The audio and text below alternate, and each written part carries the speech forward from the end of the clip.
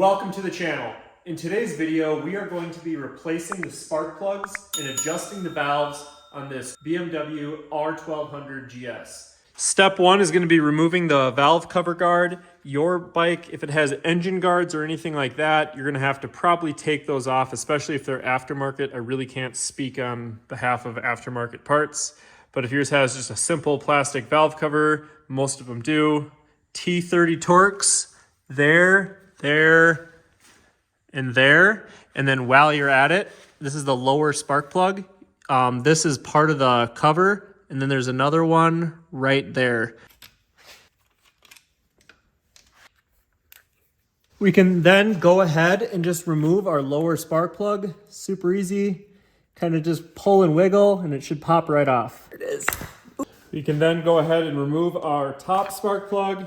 Just pulls right off, no bolts, nothing. Spark plug coil remover.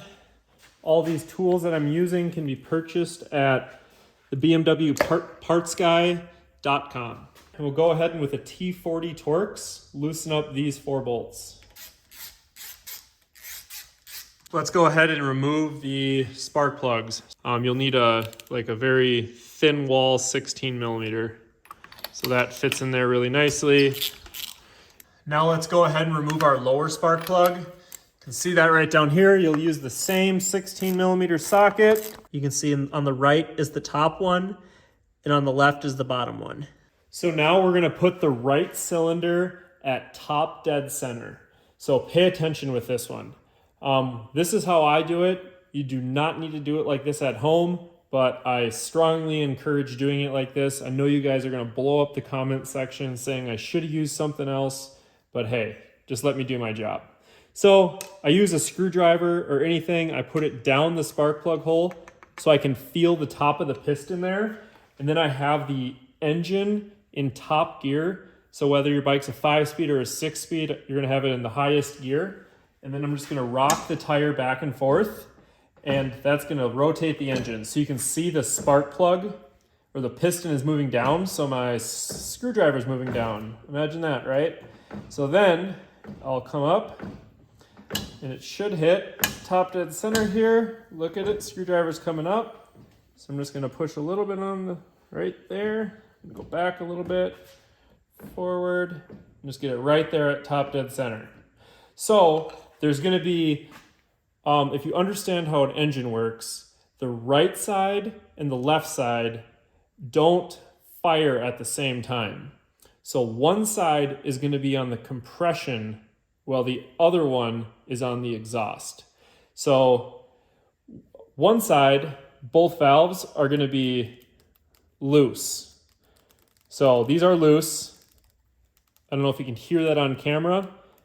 These are nice and loose. This side is ready to be adjusted. But if we go around here to the other side of the engine, I already have the other side of the engine taken apart. This right here should be on top dead center overlap. So that means both valves are just slightly open and both intake and exhaust valve are overlapped. So these are tight. They cannot adjust these. So we are going to go on the other side. We're going to adjust the right side. So we're back over here on the right side where both of these are slightly loose. You can see that. You can hear it and you can see it on the camera. So this side is your intake side. You can tell it's your intake side because your throttle body is right here. This side is your exhaust side. You can tell because your exhaust pipe is right there. It's the same on pretty much every single motor ever. So the specs here are 15 on the intake and 30 on the exhaust. I just have this nice little kit here from BMW, super awesome. Take your intake, put it in here. Hopefully I'll have to adjust this. And a good analogy I like to use is do not reef these things down. The feeler gauge here, it should feel as if you are dragging it across a magnet. So just ever so slightest bit of resistance, but when it's in there, you should have no play there. So slightest bit of resistance. And honestly, it feels pretty good, but this is, in my opinion, a little bit on the loose side. So I'm going to tighten this one up. I'm going to go ahead and just kind of check all these valves, and then I'll adjust. So yeah, that's pretty loose as well. Let's move over here onto the exhaust side. So that's kind of what I like to see. That's like no play whatsoever. With the feeler gauge in there, with the feeler gauge out, we got play. What we're gonna do is we're gonna actually tighten up the intake side a little bit. What I like to do is that you take a 10mm wrench and a 3mm Allen. So there's an Allen hole in the center of there. This is called a screw and tap it. So I kind of have that angle of the Allen wrench. So I'm going to hold the Allen wrench. I'm going to break the lock nut loose there. You can see that it's loose like that. I don't know. So now we're going to tighten this up so the Allen wrench hasn't moved. So we're just going to bring that up to like there. And then I'm going to go ahead and tighten this 10mm. Ooh, see how that kind of fell into there nicely. It doesn't have enough, it's not tight enough where it'll hold the feeler gauges like that, but it'll at least kind of hold it in there. Feels as if I'm dragging it across a magnet. To the left side here, and I'll kind of explain again what I was talking about. So this side, if I put my screwdriver in there, I can feel the piston. We're right at top dead center. The valves are tight. So now we're gonna go down. See the piston's going down right now. And then piston is coming right back up.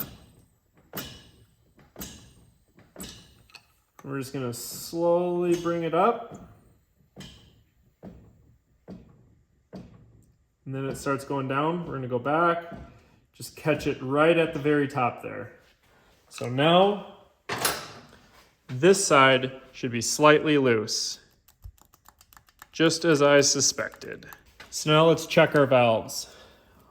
So intake side, wow, that's super loose. Can you see that slack there? I'm gonna, just out of curiosity, put the exhaust side into the intake. The exhaust side literally fits right into the intake. It's pretty tight, but you know, it's the exhaust side kind of, my guess is an inexperienced mechanic adjusted these valves and accidentally set the intake to the exhaust spec. That's kind of funny. One other thing I'm going to mention is all these videos and stuff I do pretty much for free. So the best thing you can do to support me is either joining my channel or giving a super thanks. But if you can't do that, the least you can do is just like and subscribe to my channel. So all that stuff kind of really helps me out and keeps me going. To be honest, I have kind of a garbage YouTube setup. I'm filming this on my cell phone and I don't have any sort of audio, but maybe one day I'll have a nice camera. So anything you can do to help me out is greatly appreciated. So moving on to our exhaust side here, out of curiosity, I'm going to try the intake. So the intake here, that exhaust is right to the intake spec. So someone adjusted the exhaust to the intake spec and the intake to the exhaust spec. That's funny. So obviously the intake here is going to have to be tightened because that doesn't even remotely fit. So we're just going to go ahead and loosen up. Honestly, we're just going to loosen up all 4 of these lock nuts. BMW does recommend that you do these both at the same time. But a lot of people don't have 2 feeler gauges and it's totally up to you. It's by no means required. I worked in a dealership for quite some time and everyone that I worked with in that dealership and the entire time I worked in the dealership, I've only used one with 0 issue. Just give that a little cinch down and let's check out our intake there. So that feels good. It's kind of That's actually really good. So not tight enough where it can support it, but it'll just barely kind of hold this whole, my little keychain here up. Moving on to our bottom here. Just gonna tighten this up. I'm just using my thumb here. I'll use the wrench. It's a little loose for my liking. Just gonna give it a little bit more. Feels much better. Not enough to hold this up, just enough to kind of hold that assembly up. Check our top one again. Boom.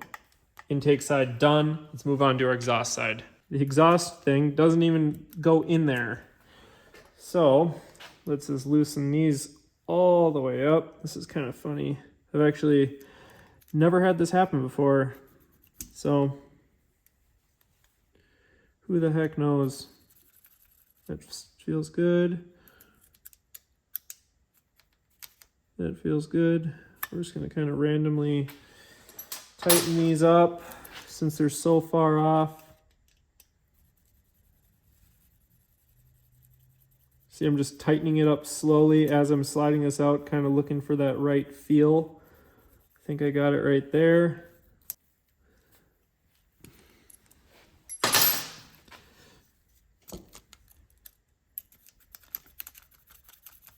That right there is what I want.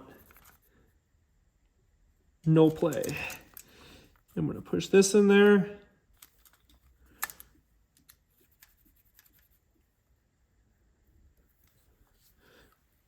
And right there feels really good. So if I go back and forth, they feel very similar. So the next steps are going to be putting in our new spark plug in both the upper and lower holes. Then we are going to reinstall our valve cover onto the cylinder head. And then we can go ahead, reinstall our lower spark plug cap back up, put on our valve cover guide, put our coil back in, plug everything in, and we should be good to go. And we're just gonna put this right on. Should bottom out just like that.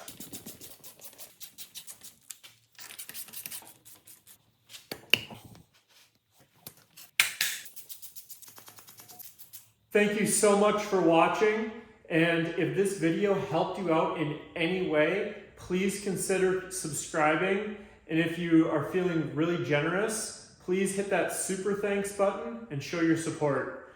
As always, have a safe ride.